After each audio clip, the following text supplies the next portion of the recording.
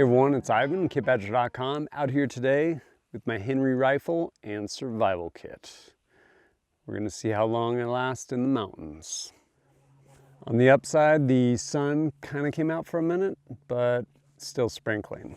When I initially got this rifle in and survival kit, went out to the snow and I was like, this is not the time or place. So I'm back at it. Regrettably, it's been raining all day today. Just kind of let up a little bit. Hopefully it'll hold. Either way, this is gonna happen. For the sake of the scenario, we'll go ahead and flesh it out. We'll say I was out somewhere remote, like I usually am, with my trooper, like I usually am, and we'll say it went over another logging road, this time unrecoverable. And for the sake of the scenario, we will say I just got it back from being detailed, so all the stuff I would usually have in there isn't, but fortunately, I had this guy in there. So since I am effectively stranded without anything else and no cell service up here, real or otherwise, it's time to see what's in this and see what I'm working with. For starters, got a sweet carrying case with these handles, no shoulder strap. I'm sure that won't get old. But what do we got inside here? Well, we have a Frontier straw. It looks like it would be a lot nicer with the Nalgene bottle that the guy has in the picture, but I'll be finding standing water somewhere if I want to drink. So I got that. And it's raining. This might help. It says emergency hypothermia blanket. Basically, it is one of the, well, what's this thing made of? Basically Mylar. So waterproof and windproof. That will probably come in handy, especially during hours of darkness. Have this, some camo green type 3 paracord, 550 pounds certified minimum test weight. This probably will come in handy, 100 feet of it. First and foremost, probably gonna figure out some sort of carrying strap for this, because I don't really want to carry it like a suitcase. Then I got a SWAT T tourniquet. So no matter what happens, it's gonna get addressed with this tourniquet, if anything does happen medical-wise. Hopefully it won't. Then, what do we got over here? Oh man, I'm already hungry. I'm glad I got some food. Right here, it is a 1,000-calorie energy ration, 4 servings. Detrix, basically like survival bars. And then, all my fire starting needs are encompassed right here. Now, in hindsight, kind of feel like I should have actually spent some time with this. This is their solution for a fire starting device by ESEE Knives, Randall's adventure training thing. And it's this. Not really sure how this is going to work, but there's instructions included and a sweet little Ziploc bag. So hopefully this will come in handy and I will have a fire. This kit originally came with a little knife, a little buck knife folding, had a little pocket clip on it, lock on the back side of the handle. I promptly lost it. I was like, oh, this is pretty cool. I'm gonna use it. And then I lost it.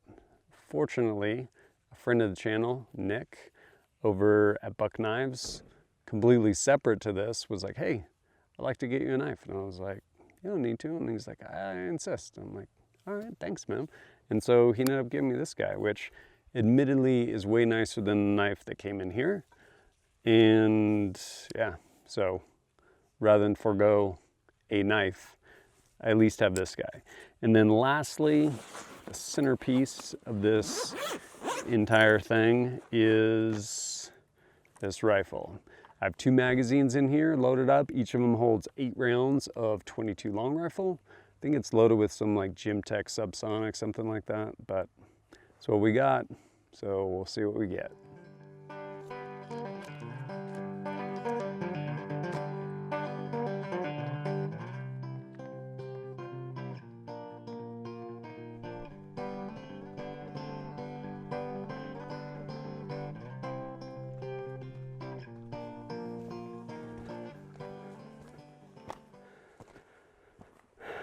Upside, the sun came out. Downside, it's kind of hot right now, but I'm gonna try and savor that feeling for probably about 3 a.m. tomorrow morning after an amazing night's sleep with a space blanket. Because all those ties around my waist. I ended up deciding not to make a little shoulder strap with my survival bag, mainly because if I end up cutting the 550 cord, I'll probably be at some place where I'm like, oh man, if I only had 100 feet. Right now I only have 95 feet. So whatever, it's not that heavy. Carry like my sweet little survival suitcase and press on into the mountains.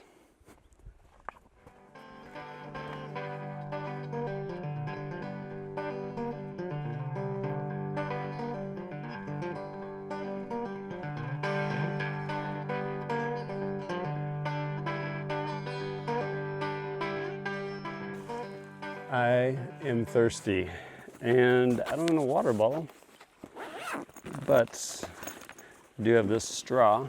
I don't want all this wet. Ooh. All right. Cyst removal 99.9%. Seems legit.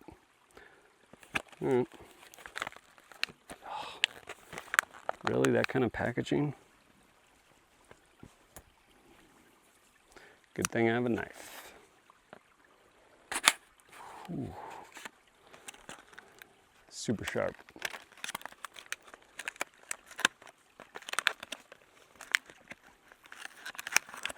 Probably gonna save this because I'll probably burn it later.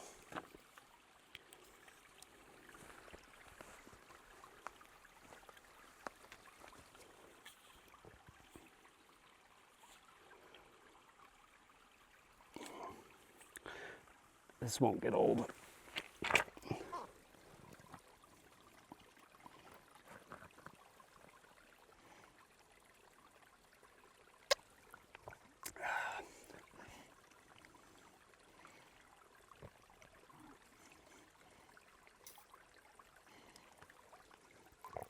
Oh my God, it's gonna take forever to drink water.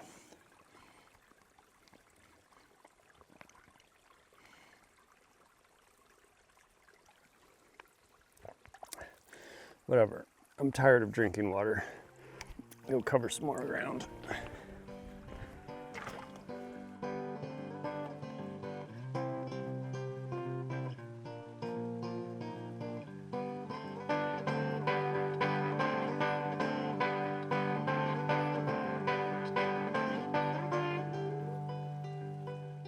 I'm pretty stoked. Ended up, well, first of all, I'm not pretty stoked because I'm actually really hungry. And all I have is a 1,000-pound survival ration.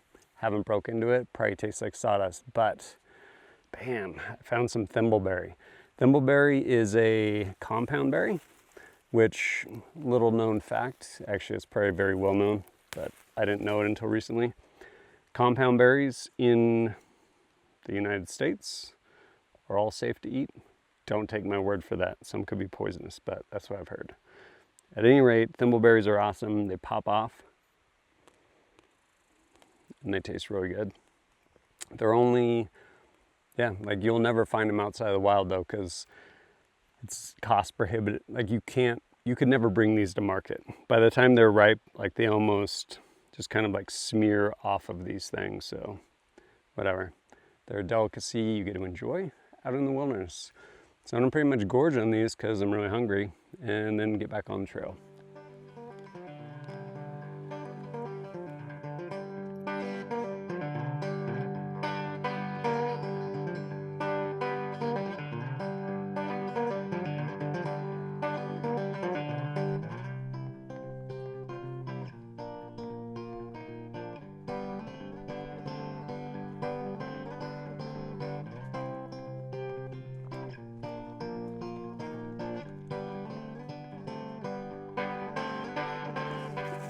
Remember how I was talking about compound berries?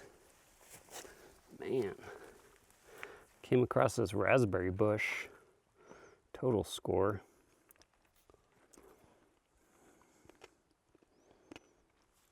Pretty good. Definitely spiky. I don't know if it is actually raspberry, but it's definitely a compound berry, and it's definitely really good.